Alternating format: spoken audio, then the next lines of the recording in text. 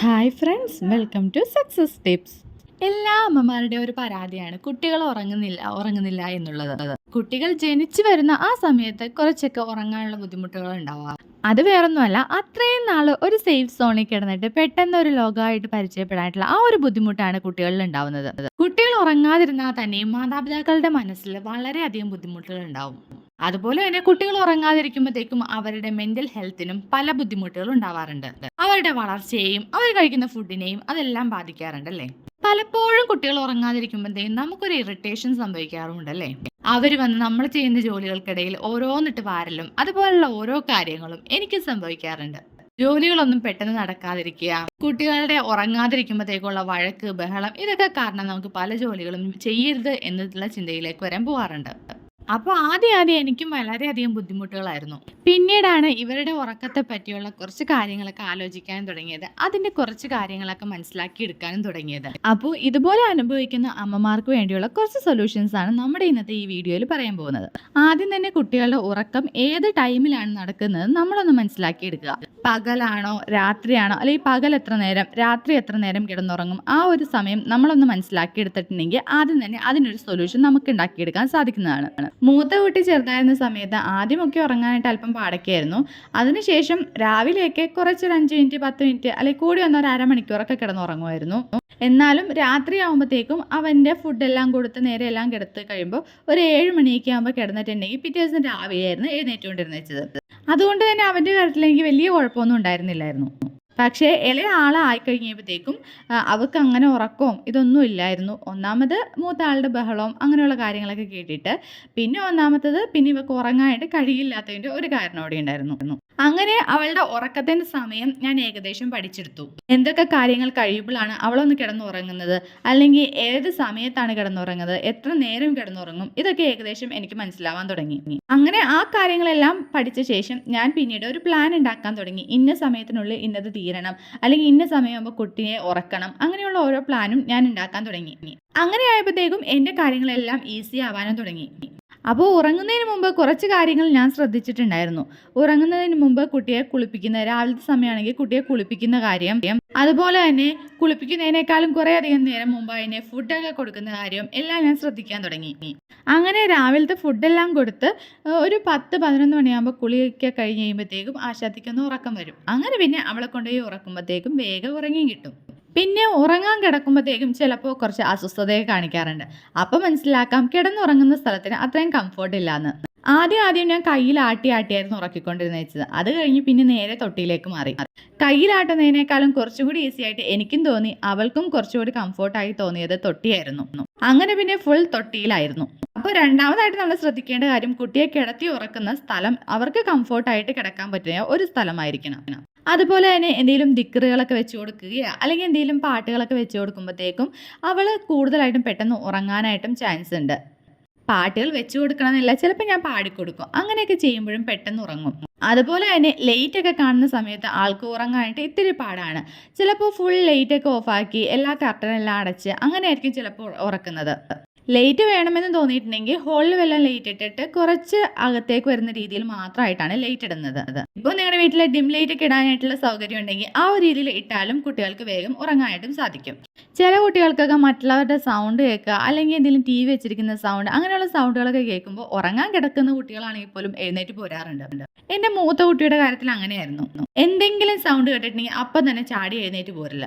അങ്ങനെ ആയാൽ പിന്നെ ഞാൻ TV ഒക്കെ ഓഫ് ചെയ്ത്, അല്ലെങ്കിൽ എന്തെങ്കിലും സൗണ്ടുകൾ ഉണ്ടെങ്കിൽ ആ സൗണ്ടുകളിൽ നിന്നൊക്കെ മാറ്റി റൂമിൽ ചിലപ്പോൾ അടച്ച് പൂട്ടിയിട്ട് അങ്ങനെയായിരിക്കും കിടത്തി ഉറക്കുന്നത്. അങ്ങനെയാകുമ്പോൾ വേഗം കിടന്നുറങ്ങുകയും ചെയ്യും. അതേസമയം ഞാൻ എൻ്റെ വീട്ടിലേക്കൊക്കെ വരുന്ന സമയത്ത് ഉമ്മച്ചിയും വാപ്പച്ചിയും എല്ലാവരും നല്ല ഒച്ചയും ബഹളമൊക്കെ ആയിരിക്കുമല്ലോ. അപ്പം ഇവിടെ വരുമ്പോഴത്തേക്കും അവനിക്ക് കളിക്കാനായിട്ട് കൂട്ടുണ്ട്, അതുപോലെ വർത്തമാനം പറയാനായിട്ട് ആളുണ്ട്. അങ്ങനെയൊക്കെ ആകുമ്പോൾ അവൻ കിടന്നുറങ്ങാനായിട്ടും കുറേയധികം വൈകിയിട്ടുണ്ടായിരുന്നു. അപ്പോൾ ഇങ്ങനെയുള്ള കുറച്ച് കാര്യങ്ങളൊക്കെ ശ്രദ്ധിച്ചിട്ടുണ്ടെങ്കിൽ നമ്മുടെ കുട്ടിയെ വേഗം തന്നെ ഒന്ന് ഉറക്കിയെടുക്കാനായിട്ട് നമുക്ക് സാധിക്കുന്നതാണ്.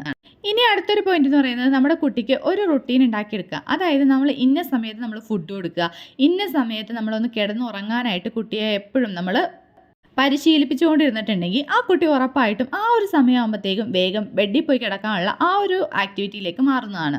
അതിപ്പോൾ കുട്ടികളെന്നില്ല, നമ്മളാണെങ്കിൽ തന്നെയും സ്ഥിരമായിട്ടൊരു റുട്ടീൻ ഫോളോ ചെയ്ത് വരുവാണെങ്കിൽ നമുക്ക് ഈസി ആയിട്ട് ആ ഒരു രീതിയിലേക്ക് നമുക്ക് മാറാനായിട്ട് സാധിക്കുന്നതാണ്. അതുപോലെ തന്നെ അവർക്ക് കംഫർട്ടായിട്ടുള്ള ഡ്രസ്സ് ഇട്ട് കൊടുക്കുക, അവരുടെ കംഫോർട്ടാണ് ഏറ്റവും നമ്മൾ പ്രധാനമായും നോക്കേണ്ടത്. അതേസമയം കുട്ടിക്ക് കിടന്നുറങ്ങുമ്പോൾ ഭംഗിയുണ്ടോ അങ്ങനെയൊക്കെ നോക്കിയിട്ടൊരു കാര്യവുമില്ല. അവർക്ക് ഇഷ്ടമുള്ള അല്ലെങ്കിൽ അവർക്ക് കംഫോർട്ടായിട്ട് തോന്നുന്ന ഡ്രസ്സ് നമ്മൾ ഇട്ട് കൊടുക്കുക.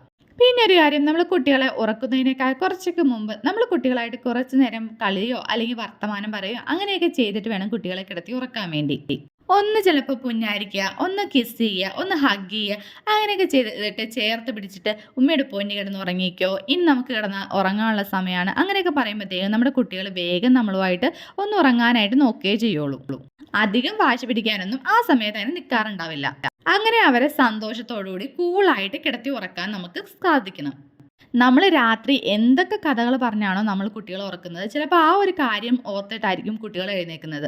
ഇപ്പോൾ എൻ്റെ മോനൊക്കെ കിടന്ന് ഉറങ്ങുന്ന സമയത്ത് ഞാൻ പറയും, നാളെ രാവിലെ എഴുന്നേക്കണം, നമുക്ക് നാളെ സ്കൂളിൽ പോകാനുള്ളതല്ലേ എന്നൊക്കെ പറയുമ്പോഴത്തേക്കും അവനിക്ക് രാവിലെ എഴുന്നേൽക്കുമ്പോൾ ഉള്ള ചിന്ത, ഓ ഇന്ന് സ്കൂളിൽ പോകണമല്ലോ, ആ ഒരു കാര്യത്തിലായിരിക്കും.